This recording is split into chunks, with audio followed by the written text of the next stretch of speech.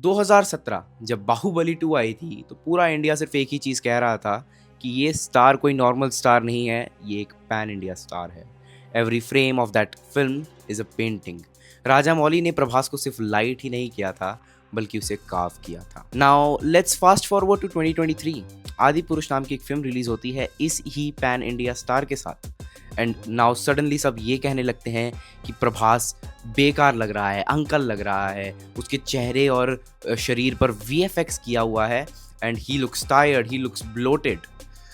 पर क्या होगा अगर मैं आपको ये बताऊं कि उस फिल्म में प्रभास की बॉडी या फेस तो कभी प्रॉब्लम थे ही नहीं। प्रॉब्लम थी तो उस फिल्म की बेकार लाइटिंग।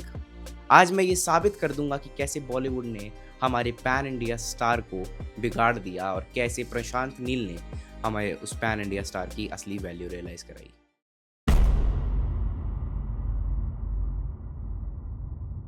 सबसे पहले लेट्स अंडरस्टैंड कि गलती हुई कहाँ। अभी आप मेरी लाइटिंग देखो, ये लाइट मेरे फेस के एकदम सामने है। इसे बोलते हैं फ्लैट लाइटिंग। नोटिस करो मेरे चेहरे पे कोई शैडो नहीं है, जॉ लाइन गायब है, चीक्स फूले और सूजे हुए लग रहे हैं। एग्जैक्टली यही हुआ आदि पुरुष में। ओम राउत ने पूरी मूवी को ग्रीन स्क्रीन पे शूट किया और ग्रीन स्क्रीन पे शूट करते वक्त आपको इवन लाइटिंग चाहिए होती है ताकि आप बैकग्राउंड को इजीली रिप्लेस कर सको।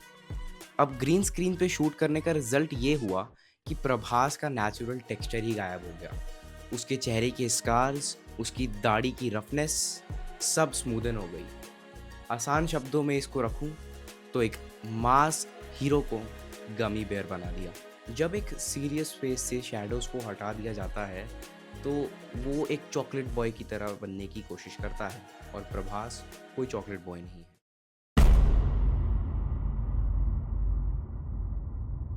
लोगों ने कहा एरा ख़त्म हो गया, क्रिटिक्स ने रिव्यूज़ में धोया, सब ने ये सोच लिया कि अब रेबल स्टार रिटायर होंगे।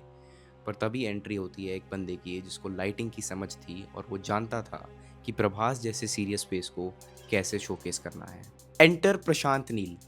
अब मेरी लाइटिंग देखो, देखो कैसे मेरे चेहरे के एक साइड पर पूरी डार्कनेस है, कैसे मेरी आंखों में शैडोज़ हैं, अचानक ही मेरा फेस शार्प लग रहा है।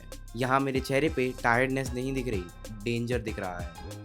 इस टेक्निक को टॉप डाउन या रिमेम्ब्रेंट लाइटिंग टेक्निक कहते हैं। नील ने प्रभास की एज छुपाई नहीं, उसे एम्ब्रेस किया। उन्होंने दिखाया कि ये बंदा थका हुआ नहीं, एक्सपीरियंस्ड है। ग्रीज, स्वेट, कोल्ड डस्ट, ये सब इस फिल्म का टेक्सचर है। आदि पुरुष प्रभास को जहाँ प्रिटी दिखाना चाहती थी, वहीं सलार प्रभास को ग्रिटी दिखाती है। Prabhas is built for shadows, not for sunshine. और शायद बॉलीवुड ये बात समझ नहीं पाया। सो जो लोग कह रहे हैं कि प्रभास लॉस्ट हिज चार्म, गलत। The directors lost their vision.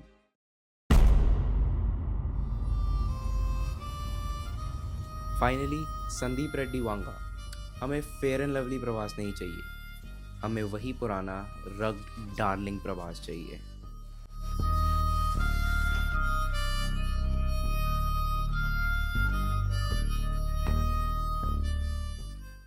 क्योंकि जब तक लाइट सही नहीं होगी स्टार चमकेगा नहीं।